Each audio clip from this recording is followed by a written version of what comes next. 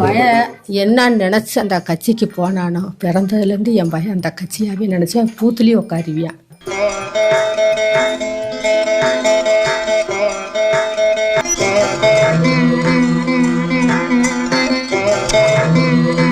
எத்தனை ஜென்மம் எடுத்தாலும் உங்களுக்கே நான் மகனா பிறக்கணும். பூத்துலேயும் உட்காருவியான். என் பையன் நினைச்சது நிறைவேற வேணும், அதுதான் எங்களுக்கு ஆசை. என் பையன் நினைச்சது நிறைவேற வேணும், அதுதான் எங்களுக்கு ஆசை. நீ வாய் நிறைய சிரிச்சாத்தான கை நிறைய சம்பாதிக்க முடியும். மகராசனா போய் கை நிறைய சம்பாதிச்சுட்டு வாடா என் தங்கம். பரந்தாயி என்ன என்ன நிறைவேறணும்னு நினைக்கிறீங்க? தலைவருக்கு வர வேணும். யாருங்கம்மா? விஜய் வர வேணும். என்ன சொன்னீங்க? தர்ம பிரபுன்னு சொன்னேன். என்னையா சொன்னீங்க? உங்களை தான் தர்ம பிரபு. சாமிக்கு 2 இட்லி கட்டி கொடு.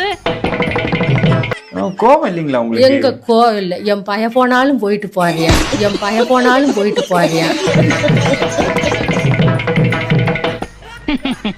எனக்கு பயம் மாதிரி என் பயலாட்டமே இருக்கிறாரு. என் பயம் இருந்தா போதும். கலியுக கர்ணனே, நீங்க நல்லா இருக்கணும். உங்களை மாதிரி உள்ளவங்களால தான் இந்த நாட்டுல அப்பப்ப மழையே பெய்யுது. இல்ல, விஜயோட கூட்டத்துக்கு போய் தான் இந்த உயிரிழப்பு நடந்தது. போயிட்டு போகுது, போயிட்டு போகுது. மூஞ்சப்பாரு மூஞ்சியும் முகர கட்டிக்க. அடி பாவி, பெத்த பிள்ளைய தாயம் பார்த்திருக்கேன். போயிட்டு போகுது, போயிட்டு போகுது. தாய் எங்கதான் பாக்குறேன் உன்னையெல்லாம். அதுக்காக போய்த்தானே என் பையன் செத்தியான். அவருக்காக போய்த்தானே என் பையன் செத்தியான். சரி, அவர் முகத்தை பார்த்தாவே போதும். அன்னைக்கு என் வீடியோல காமிச்சாரு, எங்களை பாரு பேசுங்கம்மான்னு. எங்களுக்கு பேச வாயே வரல. டேய், சாமிக்கு மெதுவடை மசாலா தோசை சேர்த்து கொடு. பேச வாயே வரல, எது கேட்க கூட எங்களுக்கு சிந்தனை வரல. என் பயலாட்டம் இருக்கவும் நாங்க அழுதுகிட்டு அழுக கூட நாங்க வழி எங்களுக்கு வரல. கோடிக்கணக்கில் படம் கிடைக்குதுன்னா குரங்கு வித்துல இருந்து குரலி வித்து வரைக்கும் காட்ட மாட்டான். நானு என் மக்களுக்கு என் பையன் ஒரு உதவியா இருந்தியா. விஜய் ஆறுதல் சொன்னாரா உங்களுக்கு? சொன்னாரு. நான் வாரீங்க, என்னை இப்போ என் மேல வருத்தமானு கேட்டாரு. எங்களுக்கு வருத்தமெல்லாம் உங்க மேல வருத்தமே கிடையாது. எங்களுக்கு வருத்தமெல்லாம் உங்க மேல வருத்தமே கிடையாது. முதல் ஓட்டே தலைவா உனக்கு தான் தலைவா. என்னைக்குமே உனக்கு நான் சப்போர்ட்டா.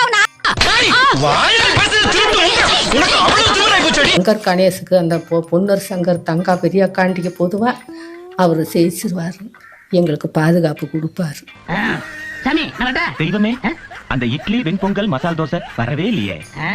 எது கொடுக்கணும்? என் மனசு சந்தோஷமா இருக்கணும்னு வள்ளல் தருமபுரம் நீ சொன்ன. ஓ மனசு சந்தோஷமா இருக்கணும்னு வெண்பொங்கல் மசால் தோசை நான் சொன்னேன். அதுக்கு இதுக்கு சரியா போச்சு. போன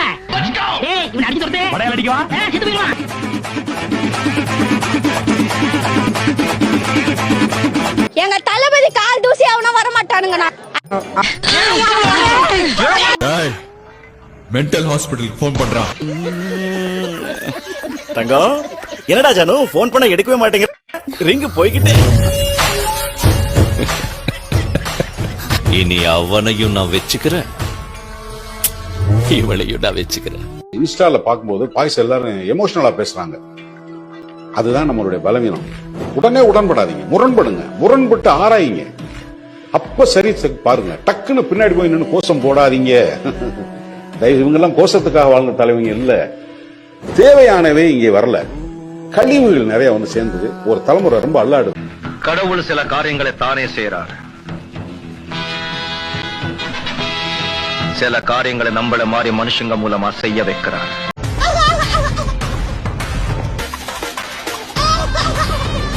யாராவது மேல அதிகாரி ஊமத்துல எங்க இருக்கா? ஒரு கலவரத்தை வித்தியாசமா அடக்க போயிருக்காரு சொல்லு. விஜய் பிரச்சாரத்துக்காக ஒரு பிரம்மாண்ட ஹெலிகாப்டர் துபாயில இருந்து தமிழ்நாட்டுக்கு வருதான்.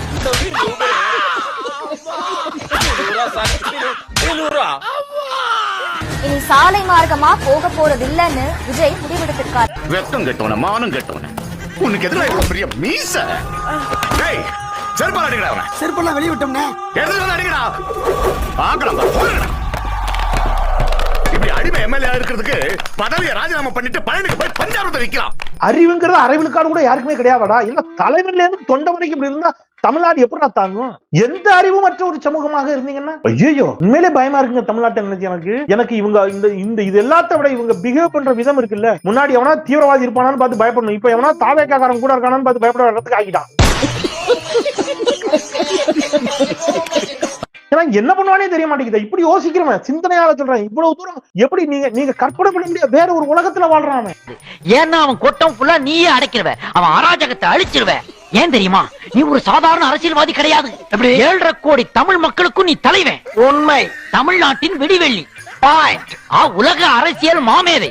வெரி குட்ரா. அது எப்படா என்ன பத்திர எல்லா விஷயத்தையும் மிக தெளிவா புரிஞ்சு வச்சிருக்க நீங்க. இங்க எம்ஜிஆர் இருந்தார், கலைஞர் இருந்தார், அண்ணா இருந்தாரு, ராஜாஜி இருந்தார். கலைஞருக்கும் ஜெயலலிதாவுக்கும் அவ்வளவு பிரச்சனை. எப்படி எல்லாம் யாரும் மலிவான அரசியல பண்ணதில்லை. சிஎம் சார் நான் நேரா என்னை வந்து எதை வேணாலும் பண்ணுங்கன்னா இது என்னது? இது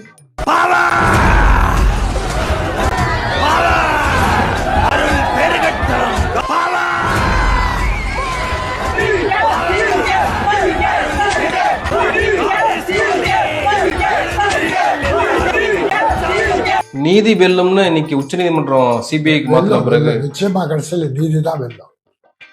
பல பேரை காலி பண்ணிட்டு இவருக்கு நீதி வெல்லும். அங்க ஷூட்டிங் நடந்திருக்கு பஸ்ல. இந்த ஜனநாயகம் படத்துக்கு அந்த காட்சியில சேர்க்கறதுக்காக பல கேமராக்கள் வச்சிருக்காங்க. இல்ல பலருமே இதை சொல்றாங்க, அது உண்மைதானா? அப்போ உண்மை. அட பேப்பர்ல போடுறானே. யாரா இவங்க? எங்கிருந்தா வந்துக்கிறானுங்க? கடைசி வரைக்கும் பேரே வைக்காம இருப்பேன்னா அது அது வைக்காம இருப்பாங்க. என்னடா பேர் ஒண்ணு வைக்கணுமா? என்னடி சொல்ற? நீ என்ன சொல்ற? என்னடி சொல்ற? தளபதி நான் தான் பேர் வைக்கிறேன் உனக்கு. என்ன அவருதான் பேரை வைக்கணும். சொல்லு தளபதி சொல்லு. மோத்தா உன்னை பெத்தாலா இல்ல யானை கண்ண கக்குச்சாடா? நான் கேட்க மாட்டேனாங்க. இல்ல ஏழை இப்படி பண்றியா? கிறுக்கு மெண்டல் பயிலுலா, செத்தா பயிலுலா. மூஞ்சி மோரையும் பாரு, மூஞ்சி மோரையும். என்ன விளையாடுறீங்களா? தற்குறி விஜய் கழகம், அதுக்கப்புறம் தலைமறைவு விஜய் கழகம், அதுக்கப்புறம் தாமரை விஜய் கழகம். I can't believe this. யாருமே இல்லையா? மேடம் அவர் கூட இருக்கிறவங்களுக்கு எல்லாம் மூளை வளர்ச்சி கம்மி. ஒன்ஸ் அவர் கேங்குக்குள்ள போயிட்டாங்கன்னா கடைசி வரை தற்குறி தான். Modi Modi we want Modi Modi Modi we want Modi. Jai prime minister Narendra Modi ji. Hats off prime minister Narendra Modi G.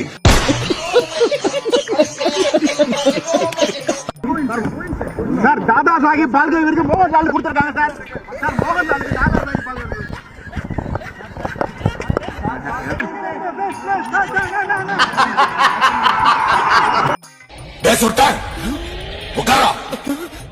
நம்ம டைமிங் அவனுக்கு தெரிஞ்சிருக்கு.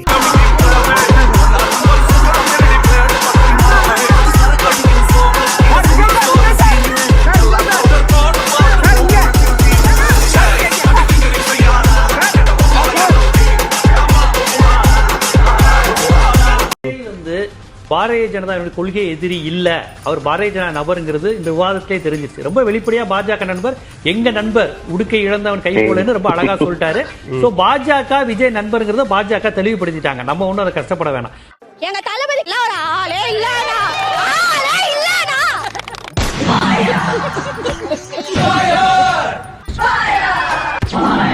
என்கிட்ட பேசி இருந்தாரு. அப்பயும் சொல்றாரு, இல்ல நான் விஜய் கட்சிக்கு போனாலும் கூட நான் கூட்டி போவேன். யார விஜயவே கூட்டி போவேன், மேலாவில் சென்னாரம்பட்டி கூட்டி போவேன், இது கூட்டி போவேன். எதுக்கு வேர்க வயலுக்கு செஞ்சாரா?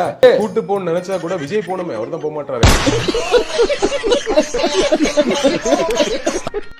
எந்திரிச்சேன், பல் தேய்ச்சேன், குளிச்சேன், சாப்பிட்டேன், அப்புறம் ரெடி ஆயிட்டு திரும்பி படுத்து வந்துட்டேன்.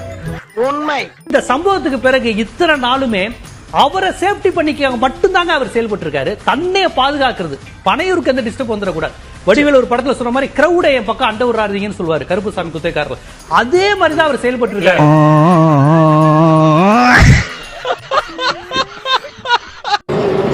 பட் அஜித் வாழ்க, விஜய் வாழ்க,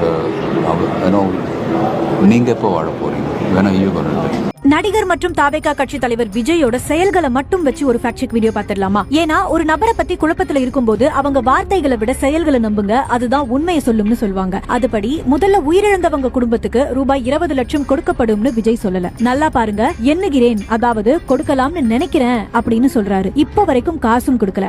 இவனுக்கு முகரக்கட்டையெல்லாம் பார்த்தாக்க அவ்வளவு நல்லவனுங்க மாதிரி தெரியலையடா. ரெண்டாவது, இது வரைக்கும் தாவேகா நடத்தின கூட்டங்கள்ல எந்த உயிரிழப்புகளும் இல்ல, கரூர்ல மட்டும் தான் இப்படி நடந்திருக்குன்னு சொல்றாரு. அப்போ இதுக்கு முன்னாடி கூட்டங்கள்ல மக்கள் மருத்துவமனையில அட்மிட் பண்ணப்பட்டது, உயிரிழந்ததை எல்லாம் மறைக்க நினைக்கிறாரா இல்ல மறந்துட்டாரான்னு தெரியல. நீங்க ஒரு தத்தியா இருக்கீங்கன்னு நினைச்சோம், ஆனா இப்படி ஒரு புத்திசாலியா இருப்பீங்கன்னு நினைச்சே பார்க்கல. மூணாவது, கடவுளே இறங்கி வந்து அங்க நடந்ததெல்லாம் சொல்ற மாதிரி இருக்குன்னு சொல்றாரு. ஆனா அந்த சம்பவங்களுக்கு இப்ப வரைக்கும் ஒரு எவிடன்ஸும் இல்ல.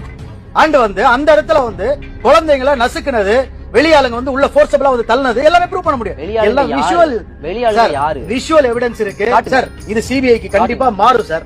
இருக்கு, நான் தரேன், உங்களுக்கு தரேன், காட்டுங்க, எல்லாமே தரேன், எடுத்து ப்ளே பண்ணுங்க. நம்ம இதுக்கு எடுத்து ப்ளே பண்ணுங்க. எப்படி இப்ப எடுத்து ப்ளே பண்ணுங்க சார், எல்லாமே இருக்கு. இப்ப எடுத்து ப்ளே பண்ணுங்க, எல்லாமே இருக்கு, ப்ளே பண்ணுங்க. சரி சார், எடுத்து ப்ளே பண்ணுங்க சார். லேட் ஆகும்ல, பரவாயில்ல, இல்ல ஒண்ணு இல்ல, லெட் மீ இல்ல சார், நான் வெயிட் பண்றேன். உங்களுக்கு என்ன வேணும்? அந்த விஷுவல ப்ளே பண்ணுங்க. என்ன விஷயம்? இப்ப நீங்க சொன்னீங்க இல்லையா, வெளியில இருந்து எவிடன்ஸ் எல்லாமே இருக்கு, எடுத்து ப்ளே பண்ணுங்க, வெயிட் பண்ணுங்க. சரி. அதாவது கத்தி குத்து நடந்ததுக்கோ கலவரம் உண்டு பண்ணதுக்கோ நோ எவிடன்ஸ். அப்படி நடந்திருக்கிறது உண்மைனா அதுக்கு விஜய் என்ன ஆக்ஷன் எடுத்தாரு? நாலாவது, என்ன வேணும்னாலும் பண்ணுங்க அப்படின்னு சொல்றவரு அதே தைரியத்தோட இப்ப வரைக்கும் ஏன் மக்களை வந்து பார்க்கல? நினைவுகள் மனசுக்கு வலிய கொடுக்கும், அதை அடியோட மறக்கிறது மனசுக்கு நிம்மதியை கொடுக்கும். சம்பவ இடத்துல இருந்து போனவராவே இருக்காரு. இல்லனா அவரோட கட்சியை சேர்ந்த வேற நபர்களாவது ஹாஸ்பிட்டலுக்கோ உயிரிழந்தவங்க வீட்டுக்கோ போய் பார்த்திருக்கணும். அதுக்கு பதிலா எல்லாரும் தலைமறைவா இருக்காங்க. தப்பு பண்ணலனா ஏன் இவ்ளோ பயம்? இந்த அமைச்சர் எப்படி அங்க உடனே வந்தாரு, அந்த அமைச்சர் எப்படி அங்க உடனே வந்தாருன்னு இப்ப வரைக்கும் வந்தவங்களே தான் கேள்வி கேட்கிறோம். வராத விஜயை எப்ப கேள்வி கேட்க போறோம்? ட்ரை பண்ற மேடம். கடைசியா அவருக்காக நாம எல்லாரும் வி ஸ்டாண்ட் வித் விஜய்னு ஹேஷ்டேக் போட்டோம். விஜயை யாரும் அரெஸ்ட் பண்ணல. விஜய்க்கு இப்ப வரைக்கும் ஒரு கீறல் கூட இல்லாம வீட்ல நல்லா தான் இருக்காரு. இதே அவரு செத்தவங்களுக்காக என்ன பண்ணாரு? பேச்சுல கேட்கல, ஆக்ஷன்ல. சினிமால இந்த மாதிரி ஒரு சம்பவத்துக்கு விஜய் இப்படியா செயல்பட்டிருப்பாரு? இல்ல சினிமால இப்படி பண்ற கேரக்டரை ஹீரோவா ஏத்துப்போமா? இவனை இப்படியே விட்டா ஊர்ல இதே பண்ணிட்டு தெரியும். பேசாம காலை கடிக்க மாதிரி காய அடிச்சு விட்டுருங்க.